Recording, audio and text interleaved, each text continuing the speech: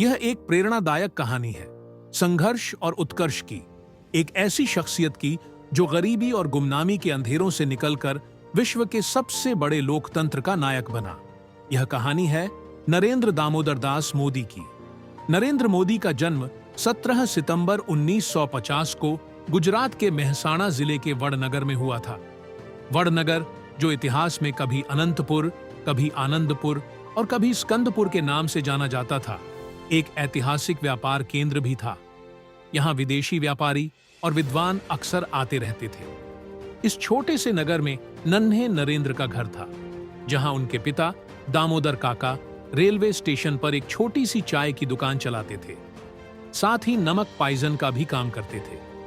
नरेंद्र मोदी के परिवार में 6 भाई बहन थे और नरेंद्र चौथे नंबर पर थे। उनका एक बड़ी बहन थी जिनका बचपन में ही देहांत हो गया था।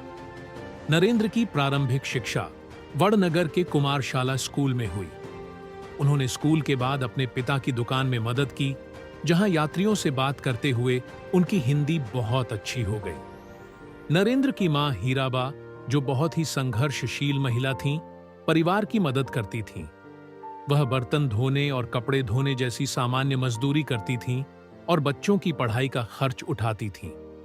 घर में साधारण जीवन था, जहां बच्चों को बाजरे की रोटी और कड़ी मिलती थी और वे मेहमानों का इंतजार करते थे ताकि घर में गेहूं की रोटी मिल सके। घर में संसाधनों की कमी थी, लेकिन संस्कारों की कमी नहीं थी। नरेंद्र की मां, जो पढ़ी लिखी नहीं थी, हर शाम अपने बच्चों को धार्मिक पुस्तकें पढ़कर सुनाती थीं और इन शब्दों ने बच्चों के मन में गहरे संस्कार पैदा किए। नरेंद्र का बचपन ऐसे ही संस्कारों के साथ बीता।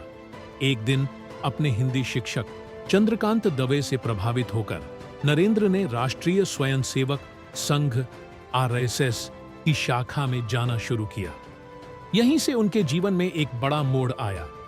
नरेंद्र ने संघ के विचारों को अपनाया और समाज सेवा और देशभक्ति के बीच संतुलन ढूंढने का प्रयास किया। नरेंद्र का सपना था कि वह सैनिक स्कूल जाए, लेकिन पैसों की कमी के कारण उनके पिता ने मना कर दिया। हालांकि 1965 में जब पाकिस्तान ने गुजरात के कच्छ क्षेत्र पर हमला किया, तो नरेंद्र ने फौजियों को करीब से देखा और उनके प्रति सम्मान महसूस किया। 17 साल की उम्र में नरेंद्र ने अपना घर छोड़ दिया और अपने जीवन को सेवा में समर्पित करने का संकल्प लिया। वह स्वामी विवेकानंद से प्रेरित होकर भारत भ्रमण पर निकल पड़े। उन्होंने कोलकाता, पूर्वोत्तर भारत, अल्मोड़ा, केदारनाथ, दिल्ली, राजस्थान और राजकोट जैसे स्थानों का दौरा किया और अंत में वे वडनगर लौटे, जहां उनकी मां ने उन्हें फिर से देखा।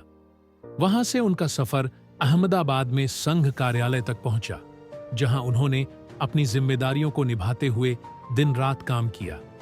उनके संघर्ष और समर्पण ने उन्हें संघ में महत्वपूर्ण भूमिका दिलाई।